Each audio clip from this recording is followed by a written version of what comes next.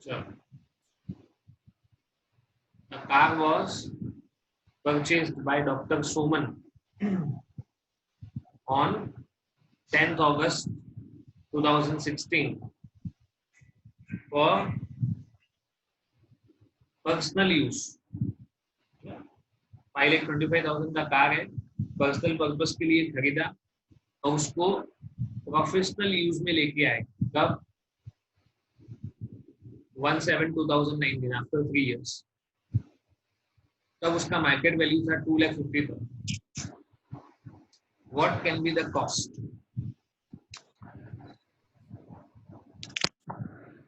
एक चीज पढ़ा था ऊपर, देखो इधर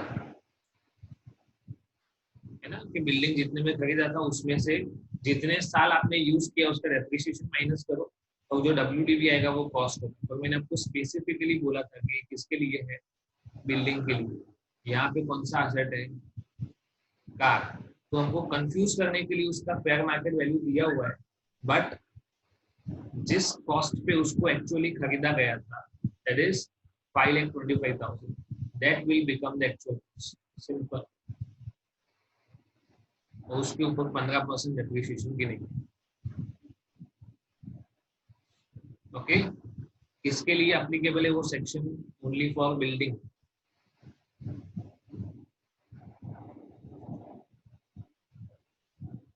next, certain sections are quite easy और एक जैसे, रिपीटिशन है।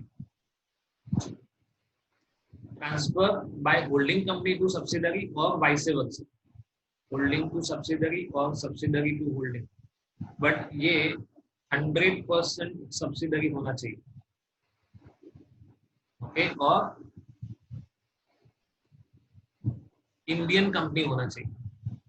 ओके, तो अगर होल्डिंग अपनी 100% सब्सिडरी को या सब्सिडरी अपनी होल्डिंग कंपनी को कोई भी एसेट ट्रांसफर करता है तो कॉस्ट क्या होगा? जब होल्डिंग सब्सिडरी को ट्रांसफर करेगा तो होल्डिंग के बुक्स में कुछ तो WDV लिखा होगा, book value, so that exact amount would become cost for subsidiary. और जब सब्सिडरी होल्डिंग को ट्रांसफर करेगा तो ऑब्वियस है सब्सिडरी के बुक्स में कुछ WDV लिखा होगा, that would become the cost in the books of holding company. As simple as that. Okay, next, amalgamating company to amalgamated, that is selling company to purchasing company. Okay, तो selling company के books में जो cost होगा, जो value होगा, वही value किसके books में हो जाएगा? परचेजिंग कंपनी के बुक्स में। ये मर्जर हो गया। रोमन लेटर 9 में क्या हो गया? मर्जर हो गया। रोमन लेटर 10 में डाइवर्स हो गया, डीमर्जर। ओके, अलग हो गए। तो डीमर्ज्ड कंपनी जो है उसके बुक्स में जो WDV होगा वही वैल्यू कौन सी कंपनी के बुक्स में जाएगा? रिजल्टिंग। जब अलग होंगे तो जो एक एग्जिस्टेंस में होगा और उससे कुछ एक यूनिट अलग बन के निकलेगा, तो जो एग्जिस्टेंस में था ऑलरेडी उसको डीमर्ज्ड कंपनी बोलेंगे, जिसको डीमर्ज किया गया, और उसकी वजह से जो नया कंपनी बना उसको बोलेंगे रिजल्टिंग कंपनी। तो डीमर्ज्ड कंपनी ने कुछ एसेट्स किसको ट्रांसफर किए होंगे? रिजल्टिंग कंपनी को। ओके, हमने पूरा एक मैन्युफैक्चरिंग यूनिट अलग कर दिया। पहले हमारे एक कंपनी के अंडर में 3 यूनिट थे, उसमें से एक यूनिट को हमने अलग कर दिया और एक नया कंपनी बना दिया। तो जिसको अलग किया वो डीमर्ज्ड और जो नया बना वो रिजल्टिंग। तो रिजल्टिंग के बुक्स में क्या लिखेंगे? Cost. The cost in the books of resulting would be the WDV in the books of demerged company. WDV in books of demerged company.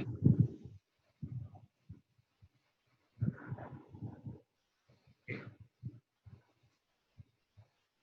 Roman letter 11. Capitalization of interest paid or payable. आप जो भी interest पे कर रहे हो आप उसको capitalise कर रहे हो। अकाउंटिंग स्टैंडर्ड 16 बोरिंग कॉस्ट, तो उसमें भी कुछ लिमिटेशंस है कि कहां तक आप कैपिटलाइज कर सकते हैं, है ना? जब तक वो असेट उसके इंटेंडेड पर्पस के लिए रेडी नहीं हो जाता है तब तक आप कॉस्ट को कैपिटलाइज कर सकते हैं, पढ़ते हैं उसका इनकम टैक्स में क्या आउटकम है। Certain tax payers with a view to obtain more tax benefits and reduce the tax outflow resort to this method, that is capitalization of interest paid or payable even after the asset is first put to use। मैंने आपको बोला था जब तक asset ready to use नहीं होता है ना तब तक आप उसका इंटरेस्ट कैपिटलाइज कर सकते हो। हमने पढ़ा था क्वालिफाइंग असेट होना चाहिए, the asset which takes substantial period of time for its intended completion, normally more than 1 year। तो अगर आपका एसेट का कंस्ट्रक्शन में एक या उससे ज्यादा साल का टाइम लगता है तो उसके ऊपर आप जो इंटरेस्ट पे करते हो that would be added to the cost of asset. Okay, पर वो कब तक, जब तक एसेट रेडी टू यूज नहीं होता है तब। यहाँ पे तो असेसी क्या कर रहा है, रेडी टू यूज होने के बाद भी वो इंटरेस्ट को कैपिटलाइज किए जा रहे हैं। Okay, then what happens in that case? Okay, so इधर ये यहाँ तक उसका लेजिस्लेटिव इंटेंट लिखा हुआ है। Therefore, with a view to counteracting tax avoidance, क्योंकि ये टैक्स अवॉइडेंस मेजर हुआ, ये टैक्स प्लानिंग नहीं है, ये टैक्स अवॉइडेंस हुआ। Okay, it provides that any amount paid or payable as interest in connection with the acquisition of an asset and related to the period after the asset is first put to use shall not be included। Simple है।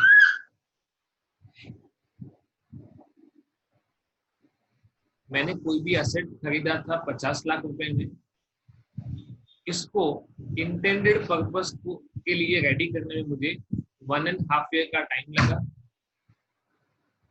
और उस period के दौरान मैंने इस पे 7 lakh rupees interest पे किया। So this actual cost plus interest, मतलब मेरा टोटल कॉस्ट कितना होना चाहिए, 57 लाख। ना व्हाट आई डिड वाज कि मैंने 2 साल का इंटरेस्ट, मतलब 1.5 ईयर का 7 लाख था तो कुछ और अमाउंट मतलब 2,50,000 और इंटरेस्ट बाकी के हाफ ईयर का मैंने वो भी जोड़ दिया और एसेट का कॉस्ट बना दिया 59,50,000। So this only will be considered as cost. इसको एक्चुअल कॉस्ट माना जाएगा और इसी अमाउंट पे आपको डेप्रिसिएशन अलाउ होगा। ये अमाउंट एज इंटरेस्ट अलाउ होगा, अलाउ नहीं होगा ऐसा नहीं है, but this would be your interest expenditure। Okay,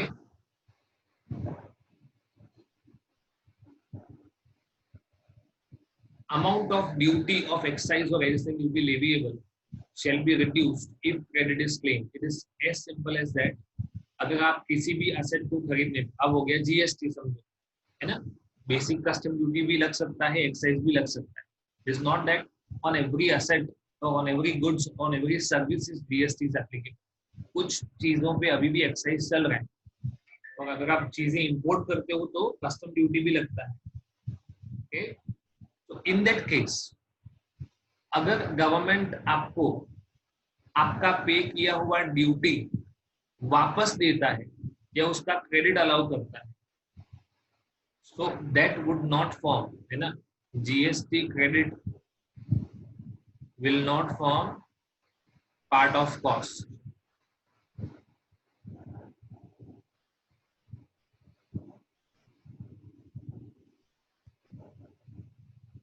ये लॉजिकल है। गवर्नमेंट से कुछ सब्सिडी मिला, ऑब्वियस है उसको माइनस कर दो। 10 लाख की एसेट है, गवर्नमेंट ने आपको 3 लाख सब्सिडी दिया, then your actual cost would be 7 lakh. ये हमने अकाउंटिंग स्टैंडर्ड 12 में पढ़ा हुआ है ना। अगर गवर्नमेंट ने पूरा अमाउंट दे दिया तो नॉमिनल वैल्यू 10 रुपए, 50 रुपए, 100 रुपए कुछ भी लिख सकते।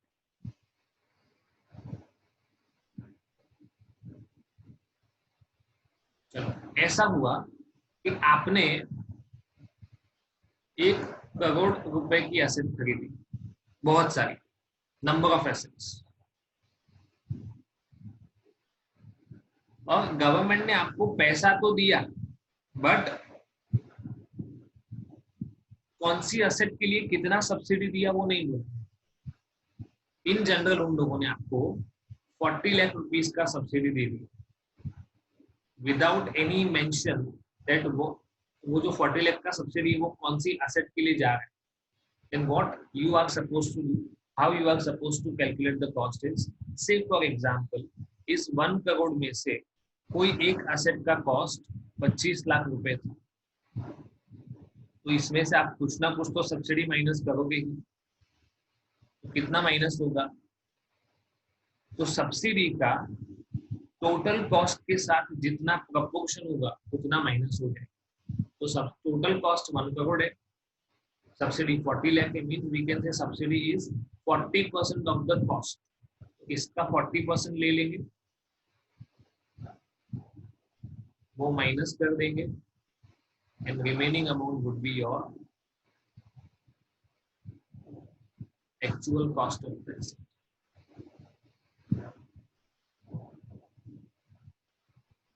Moving forward, asset is acquired outside India by an assessee being a non-resident, and such asset is brought by him to India.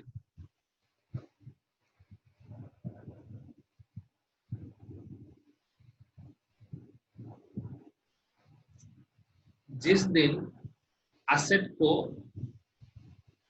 India के बाहर खरीदा गया है, देखो acquired outside India, ओके, और इंडिया में लाया गया, इंडिया में सॉरी इंडिया के बाहर खरीदा गया और इंडिया में लाया गया, उसमें से फॉर एग्जांपल 3 साल का डिफरेंस हुआ, 3 साल एसेट इंडिया के बाहर यूज हुआ, उसके बाद उसको इंडिया में लाया गया, then what would be the cost. It is simple, देखो हम बाहर से खरीद नहीं रहे, बॉट नहीं है, ब्रॉट है, ये समझना बहुत इंपॉर्टेंट है। कोई और नॉन रेसिडेंट असेसी है ना, जिसने इंडिया के बाहर वो असेट को परचेज किया था, उसको यूज किया था, okay, it was purchase outside India, it was used outside India, and after using it outside India for 3 years, the same assessee is bringing the asset to India, and in that case whatever is the time period, समझो कि 3 years का time period हुआ, तो उसने से 20 लाख में वो asset खरीदा था, तो हम ऐसा अज्यूम करेंगे कि यही एसेट अगर इंडिया में खरीदा गया होता है ना, तो हमने उसका इंडियन रुपी में कॉस्ट निकाल लिया है कि 3 साल पहले उसको इंडिया में खरीदा गया था, और 3 साल का depreciation, what would have been the depreciation in India for 3 years, say for example it would have been 5 lakh, तो आपका WDV हो जाता 15 लाख, तो वही आपका हो जाएगा cost. This WDV as if the asset was acquired into in India, used in India for this given years, और इतना डेप्रिसिएशन लगता, तो आज इंडिया के हिसाब से जितनी वैल्यू होती वही उसकी कॉस्ट हो जाएगी। नेक्स्ट पॉइंट, इसको हम पेंडिंग रहने देते हैं, एक बहुत ना, ये word itself is a big chapter, but अब ये पॉइंट रिलेवेंट नहीं है क्योंकि ये जमाने पुरानी बात हो गई है ना, कॉर्पोरेटाइजेशन कब का हो चुका है, वे बैक।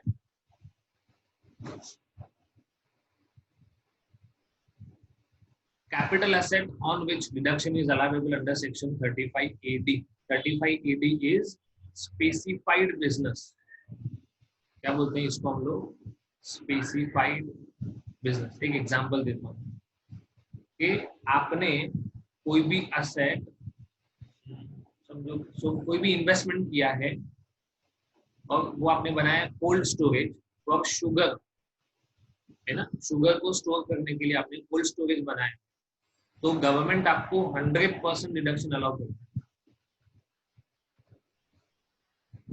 ऐसे बहुत सारे हैं। अगर आप हॉस्पिटल बनाते हो, you construct a hospital with at least 100 beds for patients, तो भी गवर्नमेंट आपको डिडक्शन अलाउ करता है अंडर सेक्शन 35AD। तो एज सच आपको 100% डिडक्शन अलाउ हो ही जाता है, जितना आपने इन्वेस्टमेंट किया होता है, that is allowed in the very first year as deduction. तो एसेट का वैल्यू हो जाएगा 0। Actual cost of any capital asset on which deduction has been allowed or is allowable to the assessee under section 35AD shall be nil। Actual cost क्यों नील हो जाएगा? क्योंकि आपने sugar के लिए जो कोल्ड स्टोरेज बनाया उसमें 30 लाख का खर्चा किया, और आपको इनकम टैक्स डिपार्टमेंट 30 लाख का डिडक्शन अलाउ कर देता है वेरी फर्स्ट ईयर।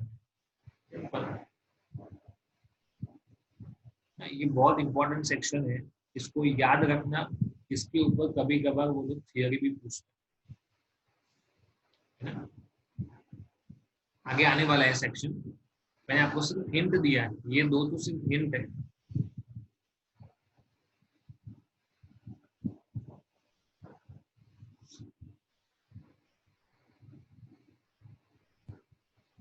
ये सारे केस में आपका कॉस्ट क्या हो जाएगा? नील। ये आपको पढ़ना है। ओके,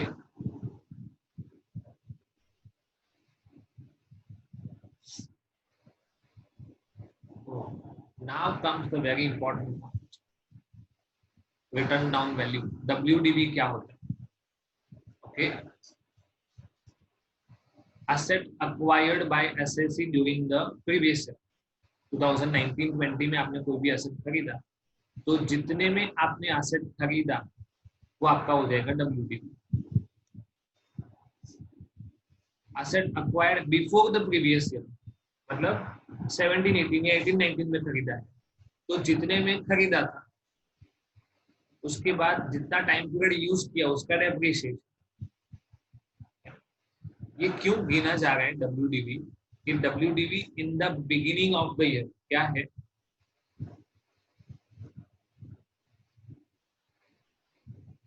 कौन सा ईयर? सेल है 1420, तो उसके बिगिनिंग में WDV कितना होगा? तो से फॉर एग्जांपल आपने 17 एसेट में कोई एसेट खरीदा है, तो उसका 3 साल का डेप्रिसिएशन माइनस करने के बाद ये वैल्यू आएगी 17, 18, 18, 19, 19, 20।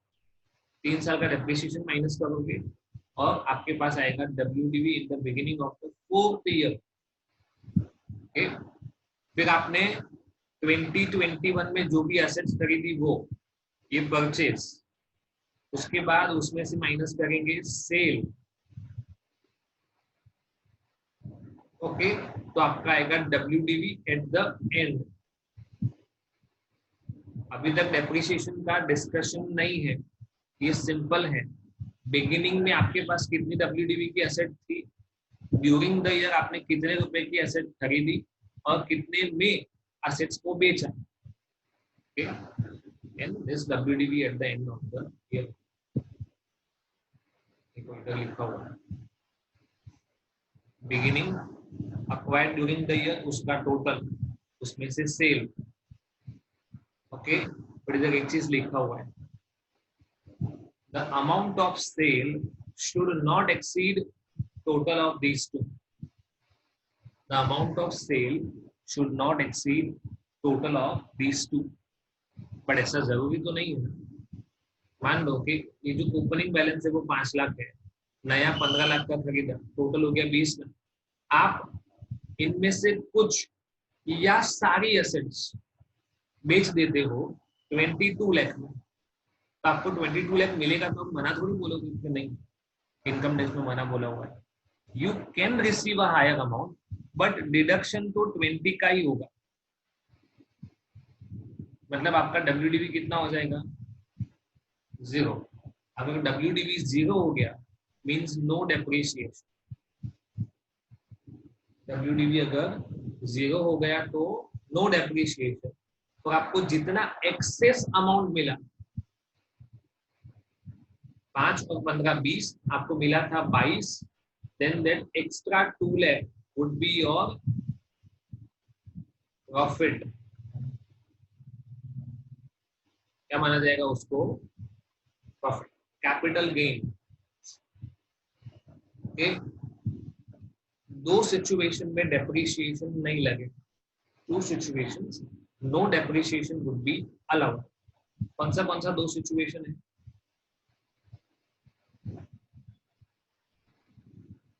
Cell price exceeds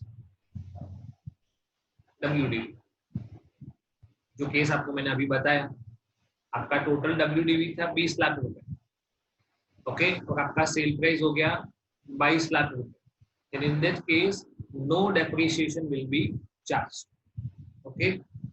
Second case, all assets are sold, all assets are sold। अभी पॉसिबल ये है कि मेरे पास एक एसेट ओपनिंग में थी, दो एसेट मैंने खरीदी, तीन हो गई, और तीनों की तीनों मैंने बेच दी in the given year, means मेरा ब्लॉक हो जाएगा खाली।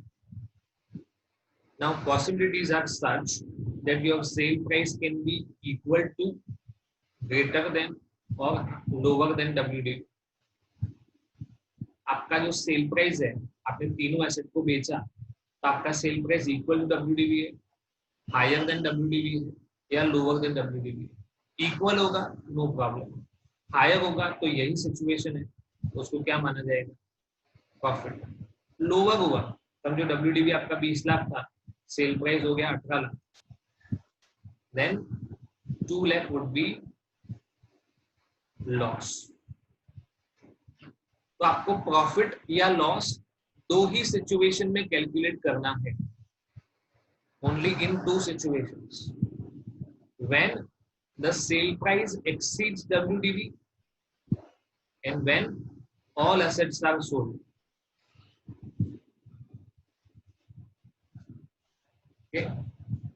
इनमें से कोई भी एक सिचुएशन हो गया मतलब डेप्रिसिएशन नहीं लगेगा, लॉजिकली सोचना समझ में आएगा।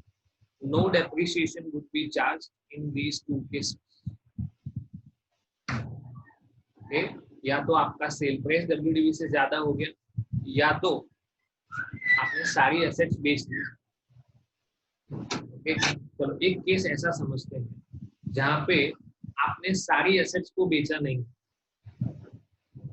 और आपका सेल प्राइस WDV से ज्यादा भी नहीं, not all assets are sold and sale price is not greater than WDV, then in that case, मतलब आपकी टोटल WDV थी 20 लाख, इसमें तीन एसेट्स, आपने इसमें से दो एसेट बेची 18 लाख रुपए, तो 17 लाख रुपए, काफी कॉमन अमाउंट हो जाएगा, तो आपका अमाउंट बचा 3 लाख रुपए, ओके। इस 3 लाख पे डेप्रिसिएशन चार्ज होगा,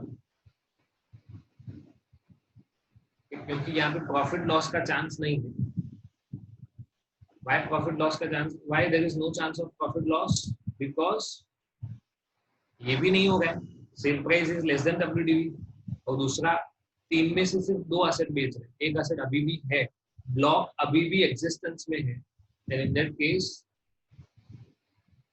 this would be your WDV and on this amount depreciation would be levied, तो आपका हो जाएगा WDV at the end of the year, है ना। These Roman letter 4, 5 and 6 have already been explained। कैसे एक्सप्लेन किया था, होल्डिंग टू सब्सिडरी वाला पॉइंट एक्सप्लेन किया था ना, 100% सब्सिडरी वाला, तो इसके बुक्स में जो कॉस्ट होगा WDV वही इसके बुक्स में हो जाएगा, तो इसका कॉस्ट है और वो इसका WDV है। ऊपर कॉस्ट पड़ा था ना, पॉइंट नंबर 8 क्या पड़ा था, कॉस्ट, ओके। तो पॉइंट नंबर 9 क्या है, WDV। सेम पॉइंट्स जो ऊपर पड़ा था वही का वही है, point number 4, 5 and 6। Holding to subsidiary, subsidiary to holding, demerge to resulting company, okay.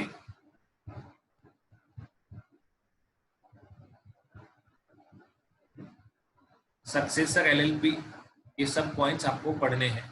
ये मैंने मना बोला था।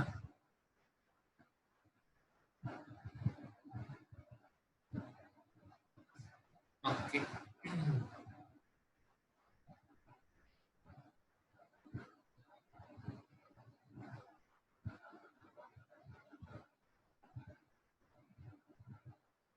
चलो, ये सिचुएशन क्या है कि आप ऐसा कोई बिजनेस कर रहे हो जिसका इनकम एग्जाम्प्ट है। अभी बिजनेस में आप असेट्स यूज कर रहे हो, असेट्स पे डेप्रिसिएशन भी लगता है, बट से आप एक्सपेंस तभी शो कर पाओगे जब आपका इनकम टैक्सेबल है ना। आप पीएनएल में लिखोगे कि ये मेरा इनकम है, उसके सामने आप डेप्रिसिएशन क्लेम करोगे, पर ये क्लेम करना तभी पॉसिबल होगा जब सामने कुछ इनकम है। ये इनकम तो क्या है, exam, it is not taxable.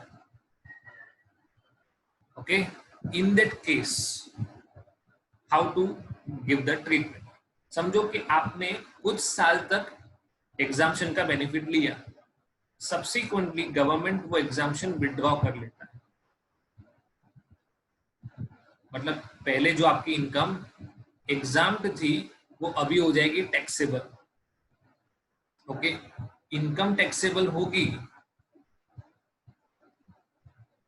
तो अभी डेप्रिसिएशन क्लेम करना पॉसिबल है, यस, बट कितना, कौन सी अमाउंट पे क्लेम करेंगे, तो उसके लिए हम पढ़ेंगे नोशनल डेप्रिसिएशन का कॉन्सेप्ट।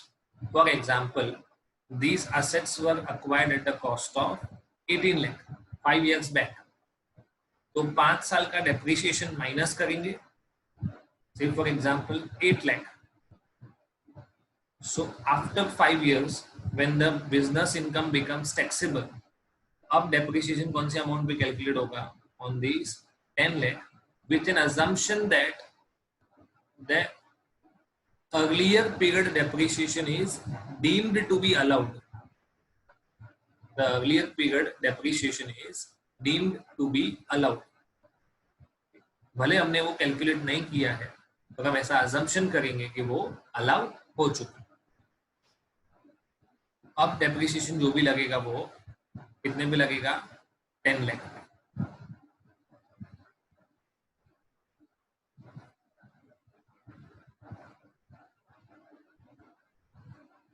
composite income,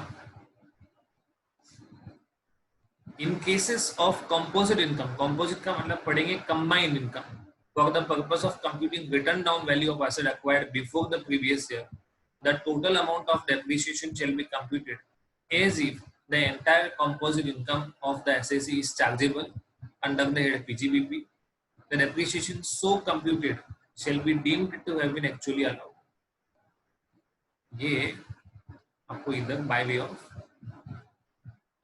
एग्जाम्पल, ये जो सेक्शंस लिखा हुआ है ना, ये टी वाला, इट वाज अप्लीकेबल अर्लियर, है ना, सेक्शन 32 के बाद आता था सेक्शन 33 ए बी, है ना, now it has been removed.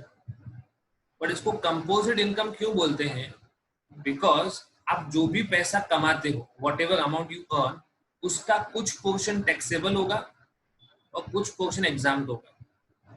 कौन से केसेस में, when your income is from T, coffee और रबर प्लांटेशन, है ना, वो चाय वाले की बात नहीं है, this is plantation of T, coffee और रबर, उसमें से आपका इनकम अराइज होता है। तो जितना इनकम अराइज होगा उसमें से कुछ इनकम टैक्सेबल होगा, कुछ इनकम एग्जाम्प्ट होगा। ओके, मतलब 60% एग्जाम्प्ट होता है और 40% टैक्सेबल होता है, तो उसको बोलते हैं composite income. As if it were income derived from business, 40% of such income shall be deemed to be taxable. समझो कि टर्नओवर 20 लाख है और डेप्रिसिएशन आया 1 lakh, other expense are 4 lakh, then the income would be 15 lakh. तो आपका बिजनेस इनकम कितना हो जाएगा, 6 लाख रुपए। आपका नेट प्रॉफिट कितना हुआ, 15 लाख, इसका 40% हो जाएगा 6 लाख, ये टैक्सेबल, बाकी का 9 लाख एग्रीकल्चरल इनकम माना जाएगा, दैट वुड बी एग्जाम्प्ट। अभी आपने ये जो 1 लाख का डेप्रिसिएशन लगाया है ना, वो तो टोटल अमाउंट पे लगाया है। सिर्फ फॉर एग्जांपल आपकी 5 लाख रुपए की एसेट थी, उसके ऊपर 20% डेप्रिसिएशन लगता है, तो आपका डेप्रिसिएशन हो गया 1 लाख। जब आप इनकम में बाइफर्केशन कर रहे हो, है ना, कि 40% टैक्सेबल है, 60% एग्जाम्प्ट है, तो डेप्रिसिएशन भी ऐसा ही होना चाहिए, है ना। 1 लाख का 40% अलाउ होगा, 60% अलाउ नहीं होगा। But what they have done is कि आपकी जो टोटल इनकम है उसमें से 4 लाख रुपए का एक्सपेंडिचर और 1 लाख रुपए पूरा डेप्रिसिएशन माइनस किया है। मतलब जितना पोर्शन टैक्सेबल है उतना माइनस किया है, ऐसा नहीं है। Entire depreciation shall be allowed. तो ये हो गया आपका फाइनल प्रॉफिट। इसका 40% टैक्सेबल, 60% नॉट टैक्सेबल।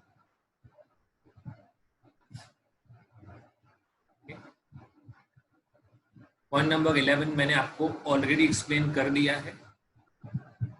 कौन से केस में रिटर्न डाउन वैल्यू नील हो जाएगा? तो नील कब होगा? When the sale price is greater than WDV। तो दूसरा, all assets are sold.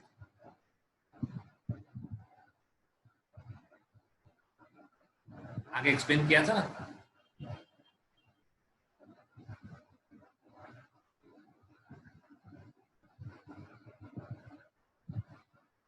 This one WDV नील हो गया, मतलब नो डेप्रिसिएशन। कौन से केस में? Sale price greater than WDV, all assets are sold. वही पॉइंट आगे आपको एक्सप्लेन किया।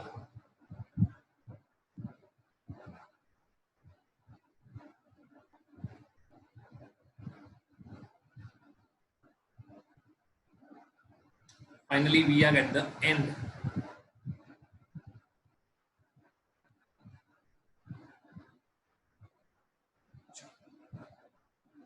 Point number 10, carry forward and set off of depreciation. Why it is to be carried forward? किसी एक पर्टिकुलर ईयर में ऐसा हुआ कि आपकी इनकम कम थी, डेप्रिसिएशन ज्यादा था, तो आप पूरा डेप्रिसिएशन अब्सॉर्ब नहीं कर पाए। आपका इनकम 10 लाख था, डेप्रिसिएशन 15 लाख था। Okay, so you could not absorb the full amount of depreciation, उसको बोलेंगे unabsorbed depreciation. Okay, it will be carried forward indefinitely. जब तक वो अब्सॉर्ब नहीं होगा तब तक उसको कैरीड फॉरवर्ड कर सकते हैं। Okay,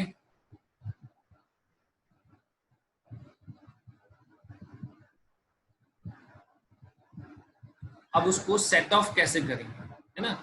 can be carried forward indefinitely till it is fully set of.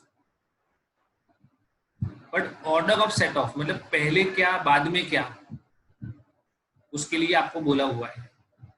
सबसे पहले करंट ईयर डेप्रिसिएशन, मतलब समझो कि आप प्रीवियस ईयर 18-19 में अनअब्सॉर्ब डेप्रिसिएशन है कोई, वो आगे कैरिड होगा 19-20 में, 20-21 में। तो ये हुआ कैरिड फॉरवर्ड डेप्रिसिएशन। कौन सा हुआ? Carried forward. ओके, कुछ अमाउंट कैरी फॉरवर्ड हो गया, से फॉर एग्जांपल 3 लाख रुपए कैरी फॉरवर्ड हो गए, बट 19-20 का अपना भी कुछ डेप्रिसिएशन होगा, 20-21 का अपना भी कुछ डेप्रिसिएशन होगा, तो उसको बोलेंगे करंट ईयर डेप्रिसिएशन। तो पहले करंट ईयर, उसके बाद अनअब्सॉर्ब। ओके, देखो, since the unabsorbed depreciation forms part of current year, it can be set off against any other head except salary. Business का लॉस, ये पढ़ेंगे आगे, सेक्शन 72-73 में आएगा, है ना। बिजनेस का लॉस बाकी कोई भी इनकम के सामने सेट ऑफ हो सकता है, सैलरी को छोड़ के। मतलब बिजनेस का लॉस कैपिटल इनकम के सामने सेट ऑफ हो सकता है, हाउस प्रॉपर्टी की इनकम के सामने सेट ऑफ हो सकता है, अदर सोर्सेज के सामने सेट ऑफ हो सकता है। एक बिजनेस का लॉस दूसरे बिजनेस के सामने सेट ऑफ हो सकता है, बट सैलरी के सामने सेट ऑफ नहीं हो सकता है, एक बात। दूसरा, unabsorbed depreciation can be carried forward for indefinite years. Okay, set off will be allowed even if the same business to which it relates no longer is in existence. ये business 1 था और business 2 है, business 1 का अनअब्सॉर्ब depreciation था, कुछ साल हमने वो चलाया, उसके बाद उसको बंद कर दिया, अभी भी उसका अनअब्सॉर्ब डेप्रिसिएशन बाकी है, तो वो बिजनेस 2 में अलाउ होगा। ऐसा नहीं है कि अनअब्सॉर्ब था तो छोड़ दो, अभी बिजनेस 1 तो डेप्रिसिएशन भी गया, no, that unabsorbed would be now allowed in business 2। ये उसका ऑर्डर ऑफ सेट ऑफ दिया हुआ है, पहले करंट ईयर डेप्रिसिएशन, फिर ब्रॉड फॉरवर्ड बिजनेस लॉस और लास्ट में अनअब्सॉर्ब। इसीलिए इसको क्या रखा गया है, इनडेफिनेट पीरियड, क्योंकि उसका टर्न लास्ट में आता है, पहले करंट ईयर डेप्रिसिएशन, फिर ब्रॉड फॉरवर्ड बिजनेस लॉस। समझो कि आपको टोटल लॉस हुआ 25 लाख रुपए, ओके, इसमें से 15 लाख डेप्रिसिएशन की वजह से था, ओके, तो वो अनअब्सॉर्ब्ड डेप्रिसिएशन हो जाएगा और इसको बोलेंगे brought forward business loss. How to separate these two things? Total loss 25 lakh हुआ, पर उसमें से डेप्रिसिएशन की वजह से लॉस 15 लाख है, ओके, तो वो हो जाएगा अनअब्सॉर्ब डेप्रिसिएशन का पार्ट, और बाकी जो दो लॉस बचा वो बिजनेस लॉस हो